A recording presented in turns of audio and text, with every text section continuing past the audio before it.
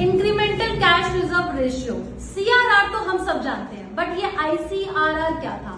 ये तब ज्यादा फेमस हुआ जब सितंबर में बड़े बड़े शब्दों में न्यूज आई, हेडलाइन बनी कि आरबीआई ने इसे डिसकंटिन्यू कर दिया।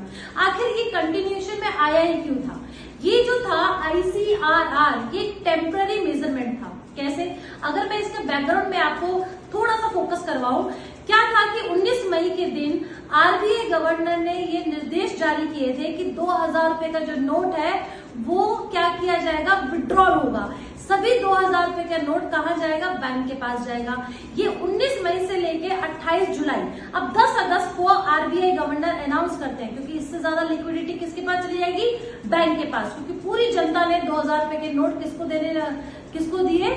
आपके बैंक्स को दिए। अब बैंक्स के पास इतना पैसा आने के बाद लिक्विडिटी हाई हो जाती मार्केट में, तो आरबीआई ने एक टेम्पररी मेजरमेंट निकाला और वो था आईसीआरआर। यानी कि 10 अगस्त को उन्होंने अनाउंस किया कि जितना पैसा 19 मई से लेकर 28 जुलाई तक बैंकों के पास आया है, बैंकों को आईसीआरआर यानी कि 10% आरबीआई के पास जमा करना होगा।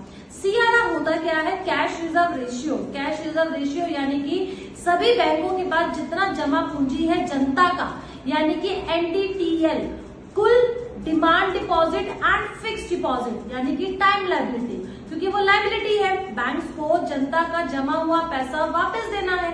तो जितना भी बैंकों के पास जनता का पैसा डिपॉजिट है उसका, जैसे कि सीआरआर करंट है आपका 4.5%, आपको 4.5% जो है वो आरबीआई के पास जमा रखना होगा। लेकिन आईसीआरआर क्या है? 10%, यानी कि अलग से इतना तो आपको देना ही है। 100 रुपए का 4.5% जितना है वो तो आपको जमा करना ही होगा। लेकिन आपके पास जितना 19 मई से लेके 28 जुलाई तक जितना टोटल पैसा आया है उसका 10% टका किसको देना होगा? आरबीआई को देना होगा। ये किस लिए किया गया था?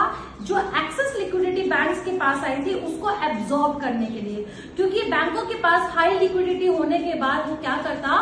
वो लोन देता जनता को, और मार्केट में एक्सेस लिक्विडिटी होने से मनी सप्लाई हाई हो जाती, which further lead to inflation in the market. और महंगाई, इन्फ्लेशन, इसमें बात हो रही है डिमांड फैक्टर की, क्योंकि जब लोगों के पास हाई मनी सप्लाई होती है, पॉकेट में पैसा ज्यादा होता है, they hardly bother about the bargaining, और इसको देखकर दुकानदार हमेशा प्राइस बढ़ा देते हैं। तो यानी वही लोग खरीद पाते हैं जिनके पास हाई पैसा यानी एक्सेस पैसा होता है, और गरीब लोग वंचित रह जाते हैं क्योंकि उनके पास पैसा पॉकेट में होता नहीं है।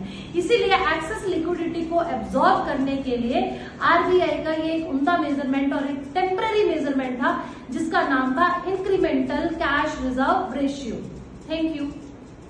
अगर ये वीडियो पसंद आई, अगर ये क्लियर एक कंसेप्ट हुआ, तो please like, share and subscribe my channel. If you have any doubt in your mind, you can ask in the comment box. Thank you.